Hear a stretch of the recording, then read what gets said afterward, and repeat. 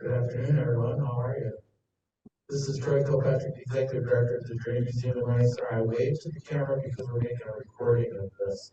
It's important. I know we have a small audience here, but a big heart in this room today. This has been basically blizzard conditions going this week as we're doing this program. And for those of us who followed the Drain Museum and Learning Center's efforts all the way through the summer here, we've been commemorating 50 years since the 1972 flood. On the screen behind you is Corey Christianson. Corey, how many years have you been with the museum now? 6.5. 6.5 years. She's been working pretty much on this history assignment, and there's a lot to be engaged in this. Our experiences here was while Corey did a little bit of everything at the Trinity Museum and Learning Center when she started, she actually moved in 2020 to Pierce, South Dakota, and what would have in the past maybe felt weird to have an employee live in the middle of the state, all of a sudden with Zoom and the ability to do research and everything online, it still makes a ton of sense to have someone of Corey's talent working with the museum. We knew that for years we knew 2022 was going to be a really important effort for us. And so on behalf of the journey, Corey, I want to say thank you for hanging with us. I would like you guys to know, and I'd like everybody to know, watching this video, Corey was just recently named to 30 under 30 by the University of South Dakota as someone to watch. She's becoming published as a researcher because of her work in this history and is contemplating multiple other projects moving forward because the history is still being developed. And part of the development of this history is, to the best of our knowledge, we don't think that we've ever done a program talking about the year after the flood and some of the significant things that happened in our community that helped shape this community. And so we felt like at the end of the year here in December that this was a great jumping off point for us to start to think about how all of this has shaped everything. What is our future presentations going to look like? What will future generations need to know about this formative period of time for Rapid City as a community? I need to mention, thanks to an IMLS CARES grant, we're able to continue to put these types of programs together. It is being recorded so that we can share it online with our other flood content. We recorded all of our programs, so we made a package there on dreammuseum.org, 72 Flood, so you can see all of those videos and that content. It's our intent as we revision an exhibit in the museum that we're going to have a lot of video archive content to go with it to tell the story into the future here. And I'm sure that the folks that are here may have already had the opportunity to be in the exhibit. We're really proud of the fact that it has won some real good recognition.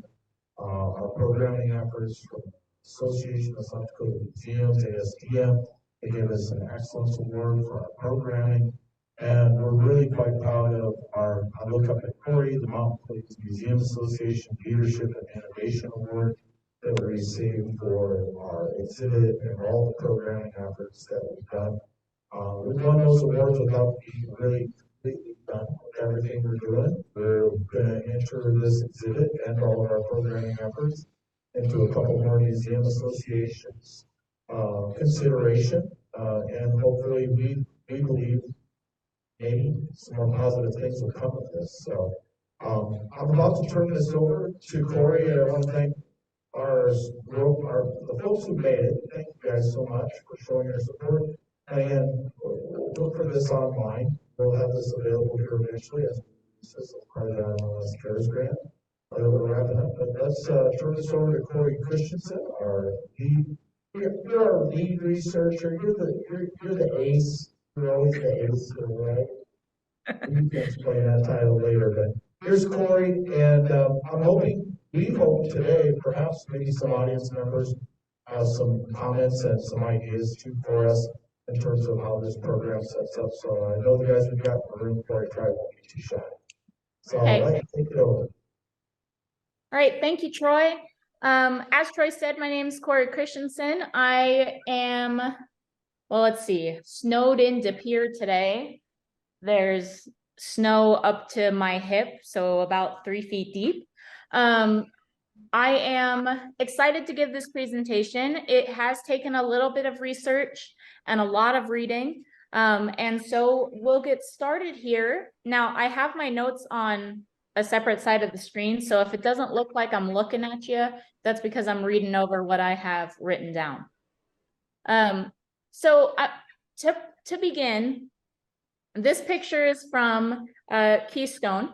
But to begin, each section that's going to be covered in this presentation is going to have the underlying theme of recovery.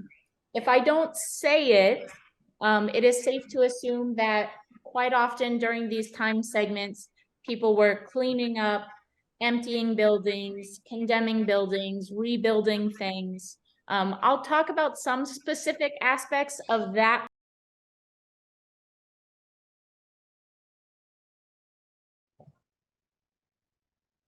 Can everybody hear me?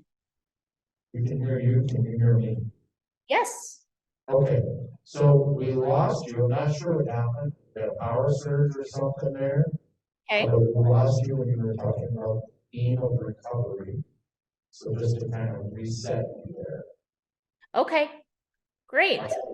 You did this much, I'm sure. Anyways, each time segment will have this general theme of recovery and rebuilding, but I'll go into specifics as we go along. The division of time, it'll be divided into 1 week, the time frame between 2 weeks and 1 month, 6 months, 1 year, and then I did like decades in between, and then what's happening today. So it does cover a little bit more than just 1973. And then there will be also specific bits of information that maybe don't fit into that timeline perfectly, scattered throughout the program.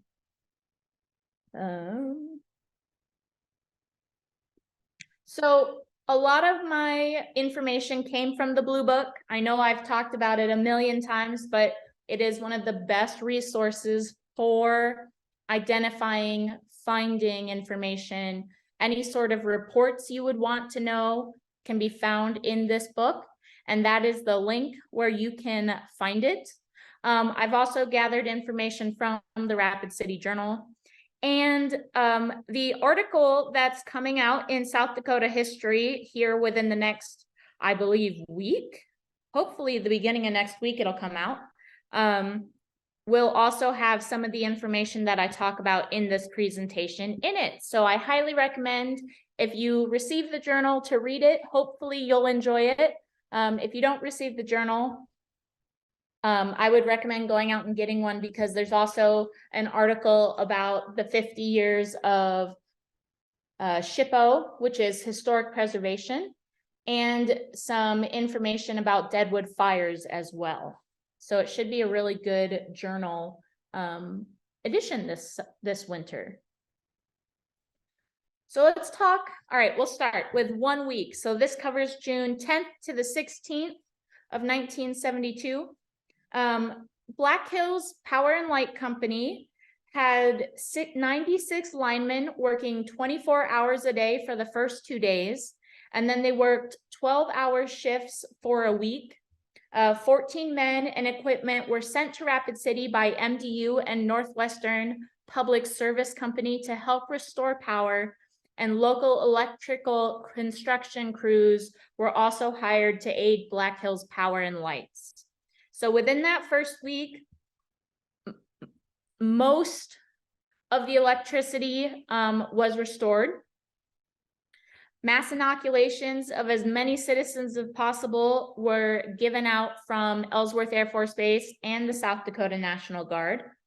They opened up their bases and their areas of operation for people to come in and get inoculations against typhoid, tetanus, malaria, and whatever other diseases you can gather from water that may not be completely clean.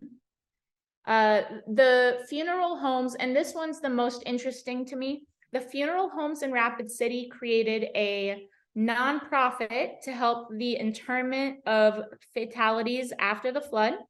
This organization was to stay intact for up to 5 years after the tragedy.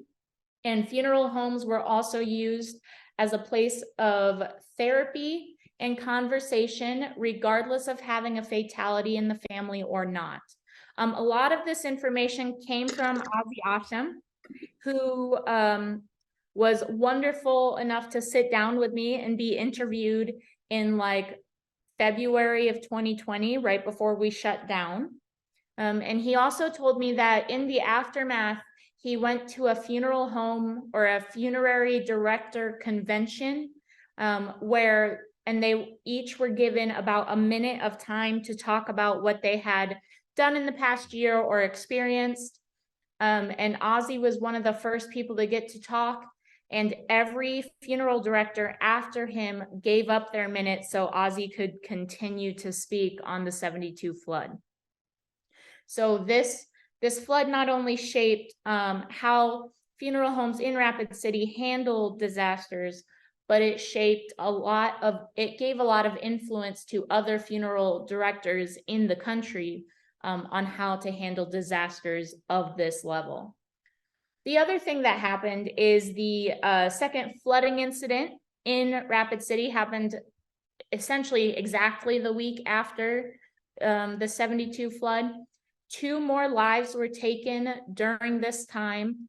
They were 2 young men who had been traveling and wanted to help clean up processes in Rapid City. The second flooding incident, when the announcement came out, and Mayor Barnett will sit and tell the story much better than I ever could, but Mayor Barnett declared martial law, even though he wasn't supposed to.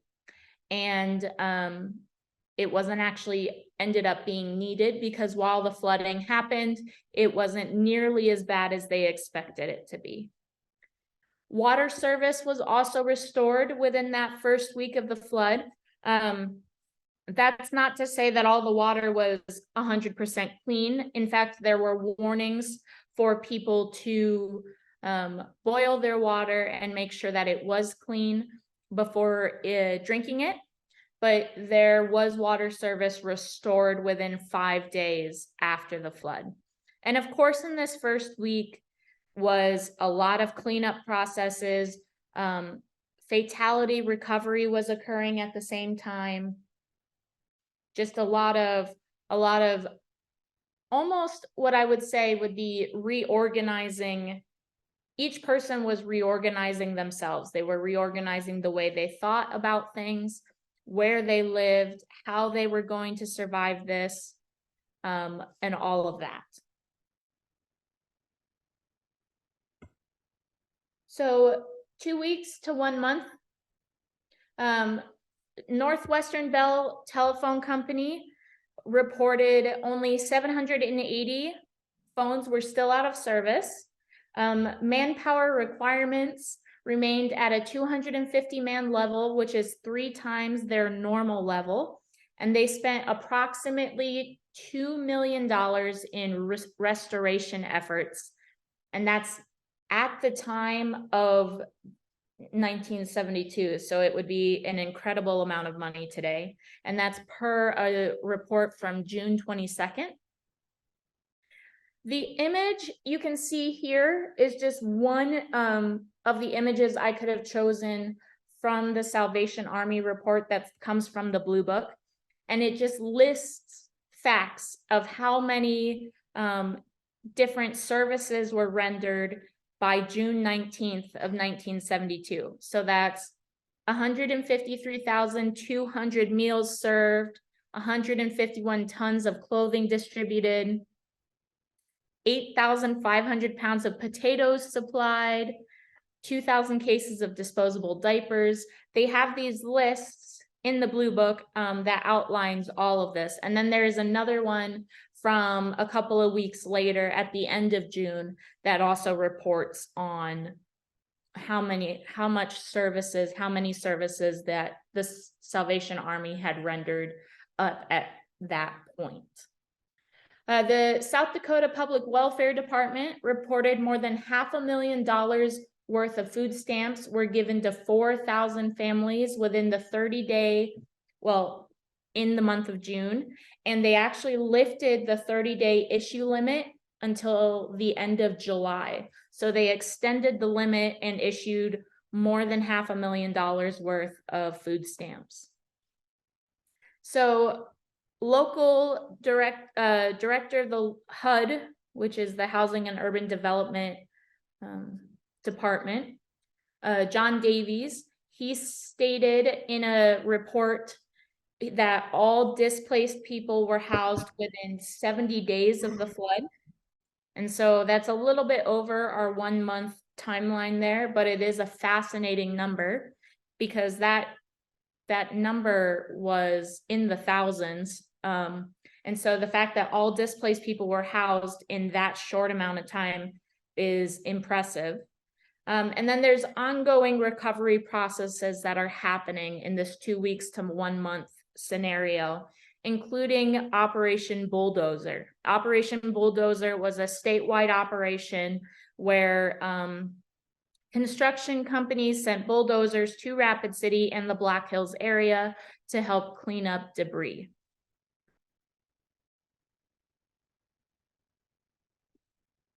And we're gonna stop for a second and talk about the missing persons list, because June 10th, the day after the flood, the missing persons list was organized. By that first night after the flood, Chuck Childs and his group of volunteers, including his daughters, over 2,000 names had been removed from the list. And how that worked was they would get reports of a missing person, and then those who were safe would either call or come down to where they were stationed out of, or other individuals who had seen the people on the missing persons list would call and go, no, they're fine. And so they removed 2,000 names overnight. By the third night, the list was down to 600 names. And by November of 1972, the list was down to 5 missing, presumed dead. By December of 1972, there had been 1 of those missing declared officially dead. And so they were down to 4 missing by that point. Chuck Childs, as the list was reduced, Chuck released his volunteers. So by the end of it, it was just Chuck Childs and his daughter answering calls and tracking down the missing individuals by the very end. Don Barnett has mentioned to us before that in November, when they had the list down to just the 5 missing presumed dead, Mr. Childs had broken down into tears because he couldn't believe first of all, how quickly they got the list down to just 5, but also he was upset that they couldn't find all of the missing people.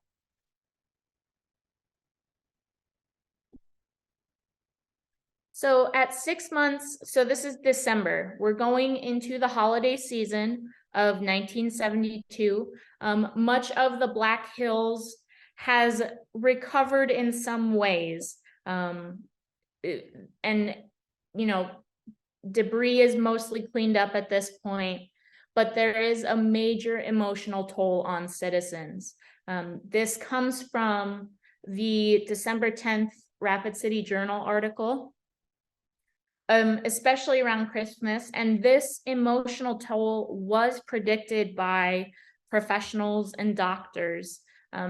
Because of the way grief is experienced and because of the way grief was experienced and how the disaster occurred, the healing process hadn't truly started until most of the cleanup was done. And therefore the emotional toll, especially around the holidays, had increased substantially. Most debris is gone. 1,050 families are still in temporary housing at this point. And that was a decrease from the amount of families that were originally in housing. Many businesses are back up to full operation, including those in the Bacon Park area, and Bacon Park had been completely flooded. And actually there are pictures of the Haggerty's store had been completely flooded, and they did a flood sale right after the flood. So all of those businesses are back up to full operation. And then there was the Disaster Recovery Urban Renewal Plan set in place. It was $48 million funded by Housing and Urban Development, the Federal Department of Housing and Urban Development, given to Rapid City to recover. It was funded on October 4th, and Vice President Spiro T. Agnew came out and announced it. Leonard Swanson, who was a previous city planning director, he was put in charge of the urban renewal department within the city of Rapid City. We also need to keep in mind what else is happening in December of 1972, specifically the American Indian movement, which meant that not only did the Black Hills need to recover from this disaster, but it had to jump to another politically moving, difficult situation to deal with. And so there was a setback in recovery because of that.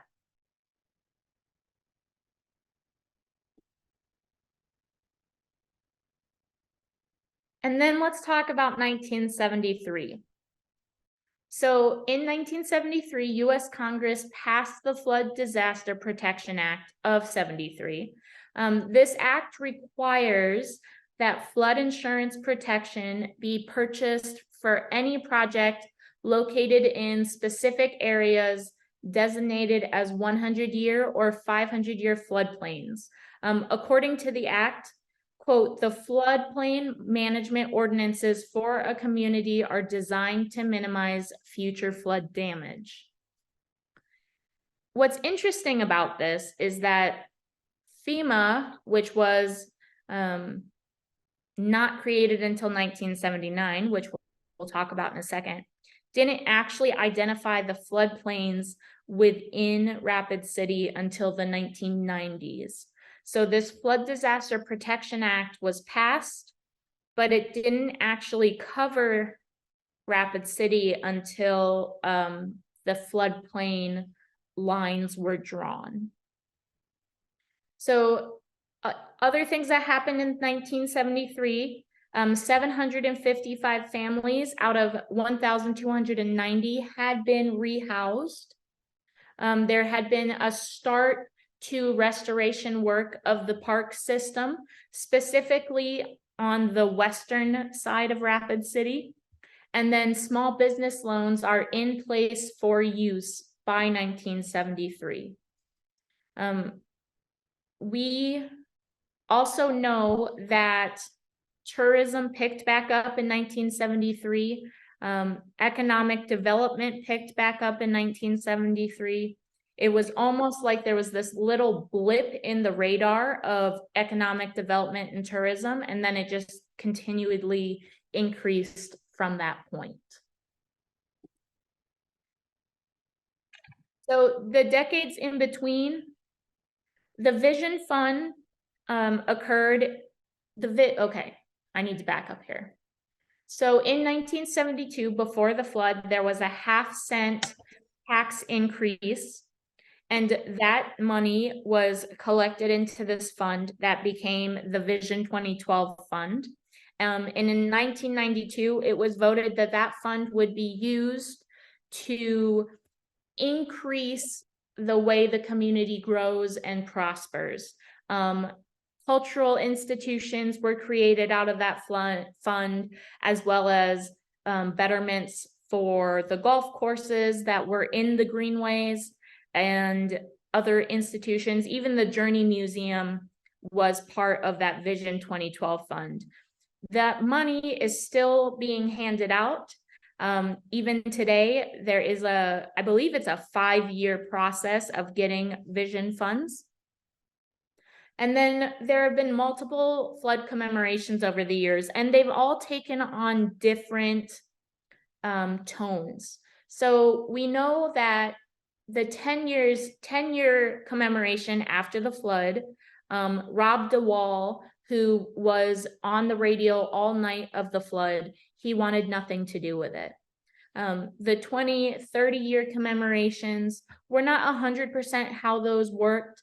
The 40th commemoration was a very large one. The plaques in all the different parks were put up.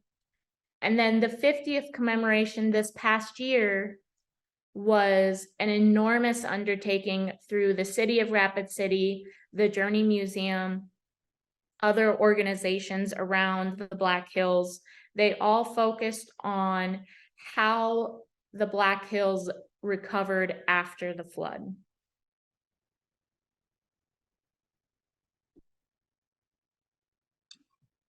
So today and other years, Canyon Lake Dam was rebuilt in 1976, completed in 1976, I should say. This image comes from the City of Rapid City's website. You can see the dam in the middle of the picture there, kind of middle towards the upper left. Canyon Lake Dam, when it was rebuilt, it actually had to meet specific requirements set forth by the U.S. Army Corps of Engineers to be approved. So it actually, the way that the Canyon Lake Dam was rebuilt is that it has to be able to handle water moving at 100,000 cubic feet per second.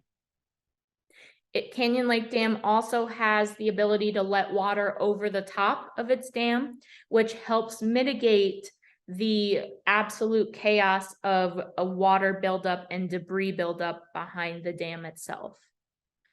Mitigation techniques were added in. There were sensors that were set up in Rapid Creek as well as other creeks around the Black Hills. These sensors have a straight line to Pennington County Emergency Management, as well as weather stations in the area. They measure water speed, water depth, temperature, and a lot of other data. And they help mitigate flooding disasters by alerting personnel as well as weather forecasters of issues that could be coming down the creeks. I believe there are 20 of them in the Black Hills area. The one I know the best of is there is one right in Founders Park area where you can see them. You can kind of see where it's set. And then FEMA was created in 1979 after multiple disasters over the years. We know that 3 Mile Island happened right before FEMA was created. The Johnstown flood in Pennsylvania happened right before FEMA was created. Of course, the Black Hills flood happened right before FEMA was created. And we can't guarantee this for sure because the process for researching this is still ongoing. But the flood did influence how FEMA was created and the protocols that FEMA follows for responding to disasters. The goal of FEMA was to have a coordinated response to any emergency and allow for a consolidated emergency preparedness plan.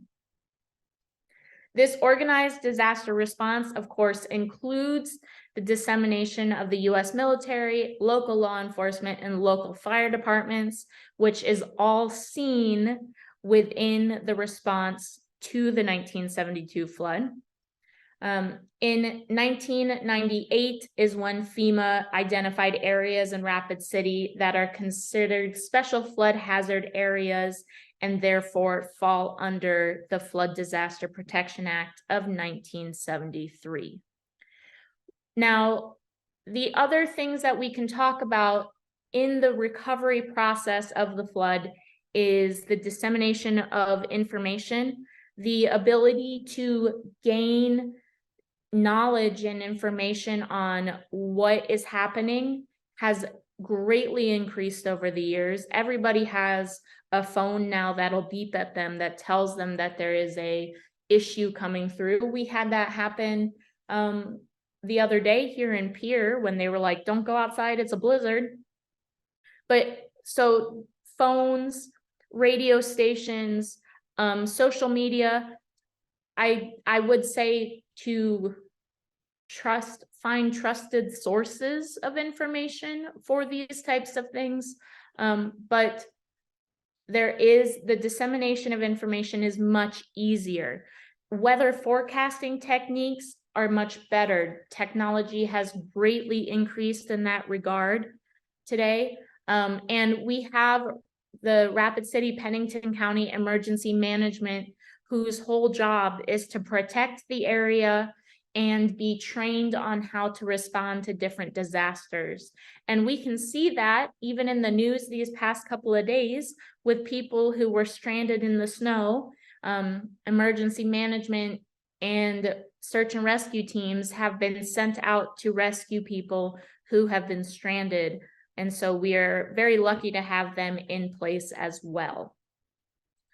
I think I pretty much sped through that. That was the fastest presentation I think I've ever done. Does anybody have any questions? Corey, I want to make sure you can hear me. I'll have people talking to the mic so they can hear you with that question.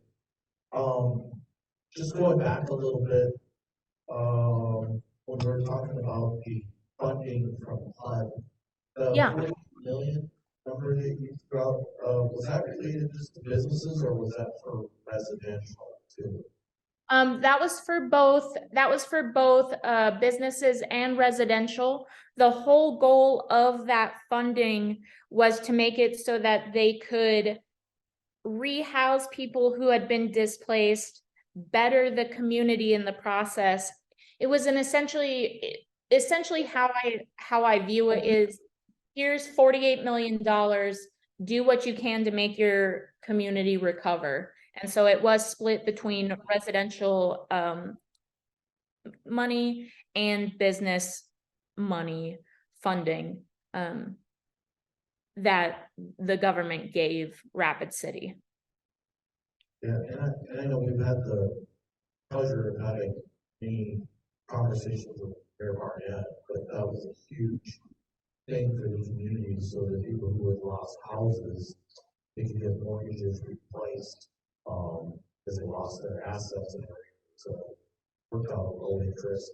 I know for businesses who had business owners who said that was absolutely necessary, you had to get our going in stimulus, so that both sides of that program might be understated in terms of how it kept it going into a real recessionary time. That's something Don has talked about a lot. Right. The economy constant. So. And I will say that 48 million did help the numbers in 73 increase substantially, but that doesn't negate the fact that tourism and economic development did pick up even without the $48 million in 1973. Looking around, if someone has a question, just wave at me so I can hear you. I will ask the folks that are here, is there stuff that we should be digging into more when it comes to the aftermath of this experience? Because I think, again, I did try to make this presentation much more general. I could have listed hundreds of different statistics of this many people were displaced, this many people got their homes back right away, this many people lived in temporary housing forever, and on and onwards. There are documents that have all of these numbers listed, well, like the Salvation Army document, where it just lists every individual piece. And I tried to make it so that this presentation was interesting in the sense that there are specific numbers, but not rote data. So I could add more data to it if it was needed. I think we're okay getting good data crushed for you. The numbers are staggering, the impact though within the community, but I guess I'm also, since this is the first time we've done something, so I'm just looking at this literature, wondering if there was any suggestions or questions anyone have, because you actually have done so much research, and you know the answer, but then again, it might be something that you should spend time to, is trying to what annually. I don't think there's any bad ideas to this. I can tell everybody who's here today, Corey and I worked really hard to make sure that we always remember that it is a tragedy, but it's actually, this tragedy has shaped this community and made us the place we're at today. And so we're constantly striving to find the lessons that we've learned and how that has helped make our the place it is today. And so probably very deliberately we avoid talking about some of the really detailed loss, and we're really trying to focus on how that motivated us to grow in a different place. So. And much of what you see in Rapid City and the Black Hills more generally today comes from the flooding that occurred. You know, the area behind Bacon Park, that was actually expanded because of the flood and how high the waters came up. The way Canyon Lake is actually shallower now is because of the flooding that occurred. They needed to make it shallower in order for the dam to be able to handle 100,000 cubic feet of water coming through. The way the dam is built itself is affected by what happened in the aftermath of the flood, where the Corps of Engineers went, you can't rebuild this unless it hits these specific protocols.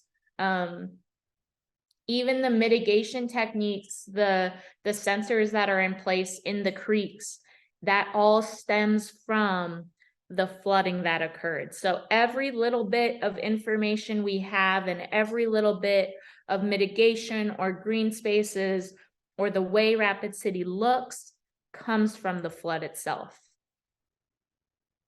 Yeah, I think just to make sure that we didn't touch on it, we got the picture of Canyon, or the depth of Canyon Lake was reduced by 3 feet.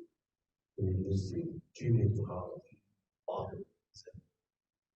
So there was deliberate dredging to reduce the volume of water that could actually find that.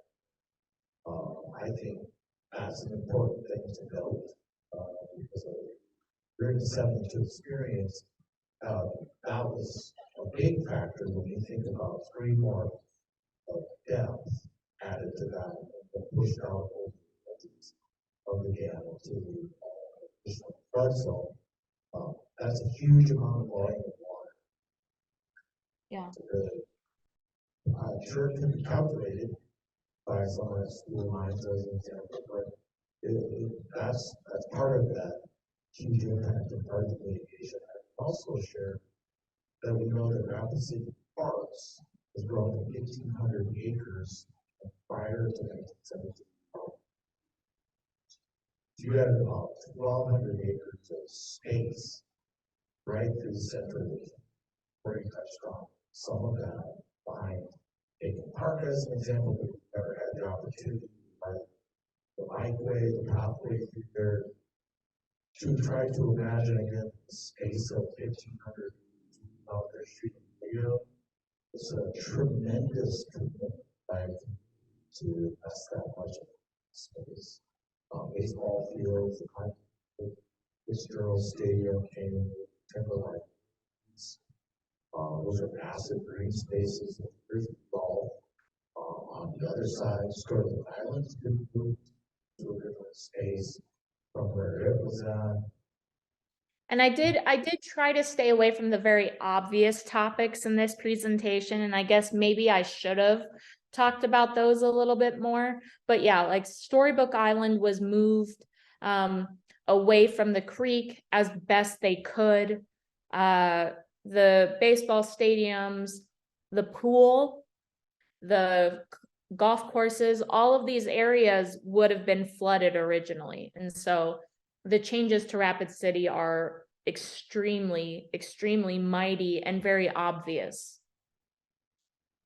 Yeah, just again, just because I spent a little bit of time here this past year, we got about 8 miles there of space. So again, that kind of space and that kind of volume of water, that's a huge swath that is separated. So a lot of space there. But I don't have to do all the talking. Corey, I appreciate it. Again, you've done so much research and so many things. I know that we're still trying to find our stride for what's the right way to present all of this. And so to a degree, I appreciate the folks that are here because they're able to kind of test, I guess, a little bit. Yeah, and like I said, some of this data is going to be in the article that's coming out next week. So if you want more in-depth information about HUD's funding, the $48 million, or Canyon Lake's rebuilding, or any of that, you can definitely read about it. We'll probably try to share that somehow. Can you share that? I don't know. I think it's behind a paywall for a while. Yeah, I'll send you some though. All right.